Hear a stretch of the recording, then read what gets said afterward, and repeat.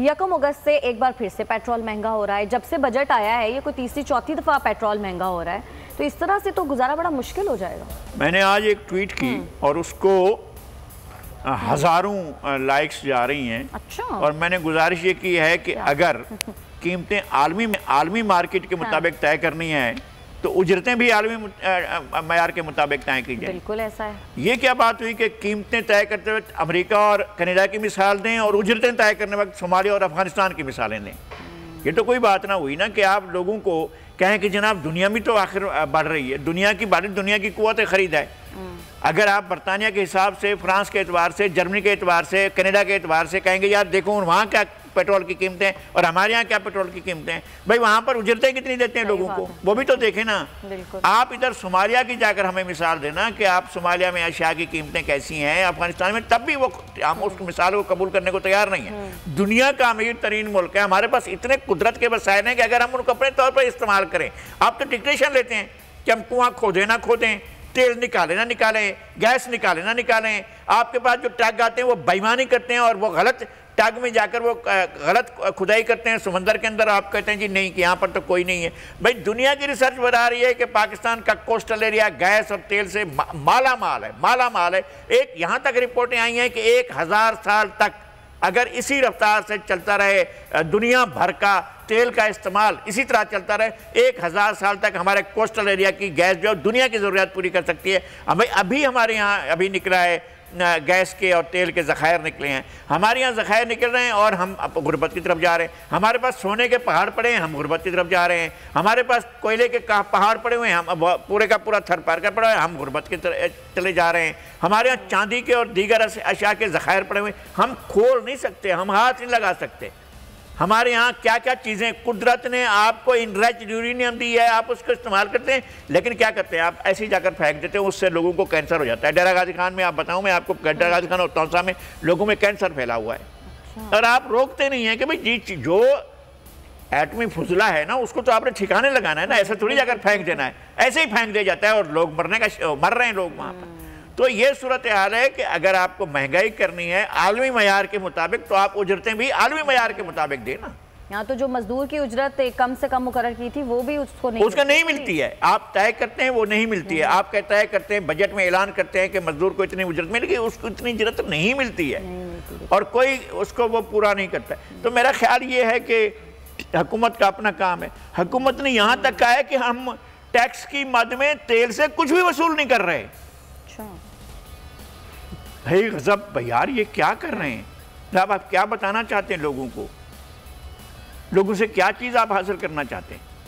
हर चीज़ भाई आपका बजट ही ये कीमतों पर, गैस, बिजली, पेट्रोल, इन चीज़ों की महंगाई पर आप वो जो कर रहे हैं इसी पर चला रहे हैं ना। आप डीजल को, मिट्टी के तेल की कीमतें बढ़ा देते हैं, इससे आप अपना बजट चला रहे हैं। आप इनडायरेक्ट टैक्स आज ख़त्म करके डायरेक्ट टैक्स लगाएं, फिर पता चलेगा कि लोग कितना दे रहे हैं। लोग यहाँ के लोग दुनिया में, मैं समझता हूँ कि इनडायरेक्ट टैक्स को अगर कर दिया जाए, हम एक निवाला लेते हैं, चाय का एक कप लेते हैं, इसमें जो है वो मौजूद है GST, जनरल सेल्स टैक्स, कहीं 15% है, कहीं 27% है, कहीं कुछ है, और वो हम चाय की एक घूंट पीते हैं तो उसमें भी वो टैक्स मौजूद होता है। आप कहते हैं कि टैक्स नहीं देते पाकिस्तान के लोग, भाई आप इन टैक्स में हर चीज़ डाल देते हैं ना। ऐसा ही है, बिल्कुल। अच्छा लगाई साहब, कराची में कोरंगी में एक बच्ची के साथ ज्यादती और कत्ल का एक आया था। उस मुल्जिम ने इतराफ़ जुर्म कर लिया। वो कहता है कि 11 बजे के करीब बच्ची को मैंने रिक्शे में बिठाया, उसके बाद मैं नशा करता रहा और 12:30 बजे के करीब उसने बाजार ग्राउंड में जाके बच्ची को कत्ल भी कर दिया, मतलब ज्यादती भी की, कत्ल भी किया। लगाई साहब, ये वाक़यात बहुत ज़्यादा बढ़ते जा रहे हैं।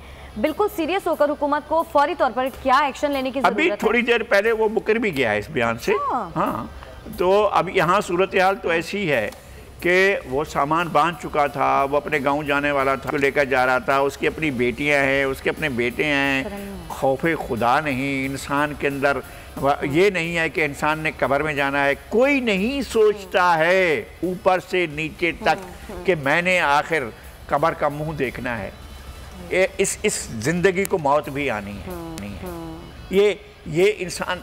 लेकिन जब जुर्म करता है, जब संगीन जुल्म करता है, इससे बड़ा संगीन जुल्म क्या होगा कि आप ज्यादती के बाद बच्ची को उठाकर फेंक दें और उसकी गर्दन टूट जाए। यार खुदा का, लगाई साहब ये वाला एक वाक़या था, नूर मुकद्दम वाला जो वाक़या है उसने तो बहुत ज़्यादा साइकोलॉजिकली हर लड़की को डिस्टर्ब किया है। उस हवाले से कौमी असम्बली में शीरी मज़ारी साहिबा हमारे ख्याल भी कर रही थी, उन्होंने क्या कहा पहले वो सुन लेते हैं फिर बात करते हैं। जो खौफज़दा वाक़या हुआ है नूर मुकद्दम का, जिस तरीके से उसको कत्ल किया गया है, और मैं पहले दिन से I was in touch with the family. मैं आपको बताऊं इस्लामाबाद पुलिस बिल्कुल सही काम कर रही है, प्रोसीजर भी सही कर रही है, सारे पकड़े गए हैं, पेरेंट्स को भी पकड़ा गया है क्योंकि गालबन उनकी कंप्लिसिटी होगी। लेकिन क्या हो रहा है इधर? सेंसेशनलाइजेशन, गलत खबरें, मिसकोटेशंस, मीडिया ऐसी और सोशल मीडिया पे उछाली जा रही हैं। कोई प्रिवेसी का फैमिली का ख्याल नहीं है, कोई मीडिया में ज़रा सी रिस्ट्रेंट नहीं है कि आप खबर तो चेक कर लिया करें।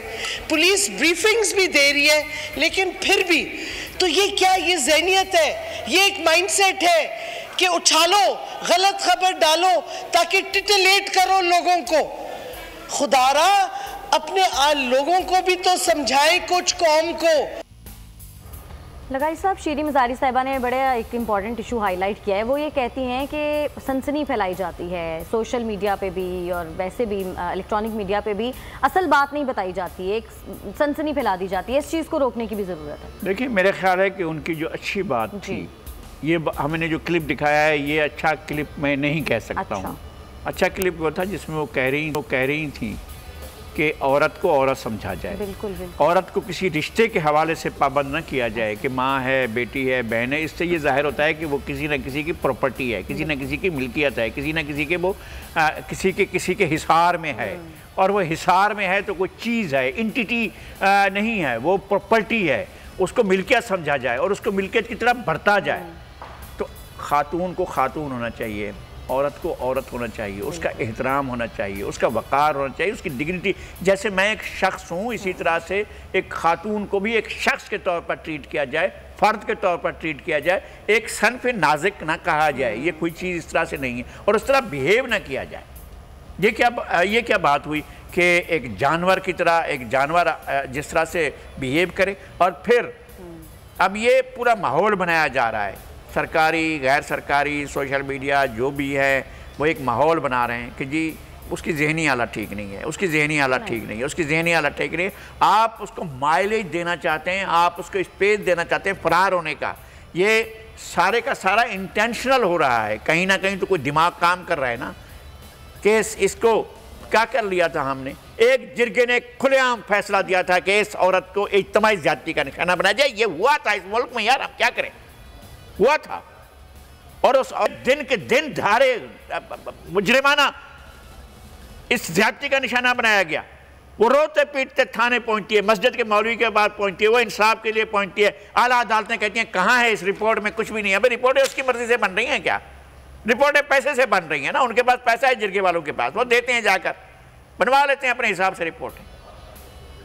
क्या हुआ अभी भी किस केस में हुआ है, अभी एक और केस में बताया गया है कि वो जनाब वो अज्जा नहीं मिले हैं। भाई अज्जा नहीं मिले हैं तो आपके लिए वो अज्जा बचा कर रखे कि आप आएंगे और तशरीफ लाएंगे और आप उसके साथ होने वाली ज्यादती के वो देखेंगे। यानी ये भी हुआ है इस मुल्क के अंदर, एक तारीख दौर के अंदर, कि एक अंधी औरत शिकायत लेकर गई कि मेरे साथ ज्यादती की गई है। उस औरत को कहा गया कि तुम 4 गवाह लाओ। नाबीना हूं मैं, कहां से लाऊं 4 गवाह? उसको कोड़े मारेंगे। हमारा जुडिशल सिस्टम जो है उसको कोड़े मारने चाहिए, हमारे जुडिशल सिस्टम। लेकिन लगारी साहब, हमारे यहाँ जब तक इबरतनाक सजाएं नहीं दी जाएंगी तब तक इस तरह की तो वाकया एब्सोल्युटली कुछ कवानीन एब्सोल्युटली देखें, ये वाकया जिस तरह से सामने आया है, नूर मुकद्दम वाला, ये दिन धारे का वाकया है, उसकी फुटेज मौजूद है, ईच एंड एवरीथिंग। भाई आप इसमें से कौन सा पहलू निकालेंगे? कितने बड़े वकील आ जाएं, फोरेंसिक भी करवा लिया अब तो उन फुटेजेस का। मैं कह रहा हूं कि सब कुछ करा लेना।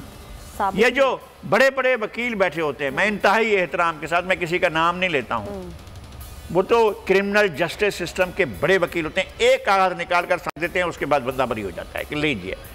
क्या बेनिफिट ऑफ डाउट? भाई बेनिफिट ऑफ डाउट जो विक्टिम को क्यों नहीं मिलता, मुजरिम को क्यों मिलता है? बेनिफिट ऑफ डाउट देना है تو وکٹم کو دینا، جس کی جان لی گئی، جس کی بے آبروئی کی گئی، جس کے ساتھ زیادتی کی گئی، جس کے ساتھ ظلم کیا گیا، اس کو دینا۔ آپ اس کو دیتے ہیں جس نے ظلم کیا ہے، اس کو بینیفٹ آف ڈاؤٹ رکھتے ہیں۔